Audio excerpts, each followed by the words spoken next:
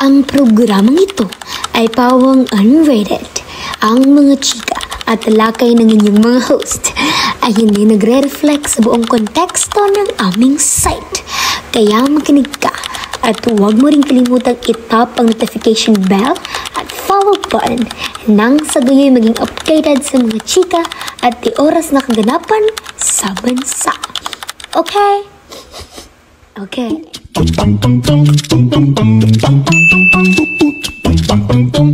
Magandang araw muli, kami ang The Oras na Podcast. At ngayon, andito ulit kami sa Regional Schools Press Conference Round 2, 2025. Kami ulit ang inyong mga host. Ako si Josine Yaban. At ako naman si Sure Ember B. Magbuto. At ngayon ay tatalakayin namin ang mga napag-usapan sa PressCon. Ito ay patungkol sa kahalagahan ng AI sa edukasyon at anong mga impact nito sa akademikong pagganap ng estudyante dito sa Pilipinas at ano ang mga naging contribution ng COVID-19 sa paglaganap ng mga social media at ano nga ba ang naging epekto nito lalong-lalo na sa pagbalik ng F2F classes noong nakaraang mga taon. Ikaw, anong mga insights mo o anong mga opinion mo patungkol sa mga pangyayari patungkol sa edukasyon? Para sa akin, partner, masasabi kong napakahalaga talaga ng AI sa ating pang-araw-araw na buhay. Kasi nakatulong ito na mapadali ang ating mga gawain, lalong-lalo na sa komunikasyon. Nabigyan tayo ng paraan para makapag-communicate ng maayos at madali kumpara noon. Ngunit may mga balakid at mga disadvantages din ng paggamit ng AI, katulad ng pagkalat ng misinformation at yes, partner. At dapat ang AI, hindi tayo mainly lang na pinapagawa natin sila. Sa halimbawa, sa mga bata ngayon, pag may mga takdang aralin, nagdedepende lang sila sa AI.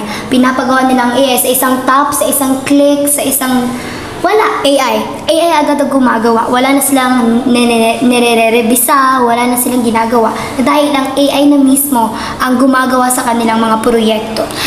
kaya nga, partner, ang AI dapat ay ginagamit bilang assistant at hindi dapat tayo nagre-rely dito solely.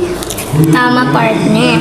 Bilang isang mga estudyante rin, kailangan din natin itong masaisip at kailangan din natin i-remind ang lahat ng mga kabataan at mga bata na hindi AI ay may maraming mga tulong ngayong AI maging susi ito sa magandang kinabukasan ng ating bansa sapagkat lahat ng mga teknolohiya ngayon ay nakadepende na rin sa AI. Diba, partner? Oo nga, partner. Sa huli, nasa tao lang din naman ang disiplina. Nasa atin ang desisyon kung paano natin gagamitin ang AI at ang teknolohiya sa kasulukuyang panahon ng tama. Kung tama natin gagamitin ang AI, makakatulong ito ng bahagya. Ngunit, makakatulong ito ng marami. Subalit pag gagamitin natin ito sa mali, magiging reliable lang tayo dito at wala na tayong knowledge bilang isang tao at magiging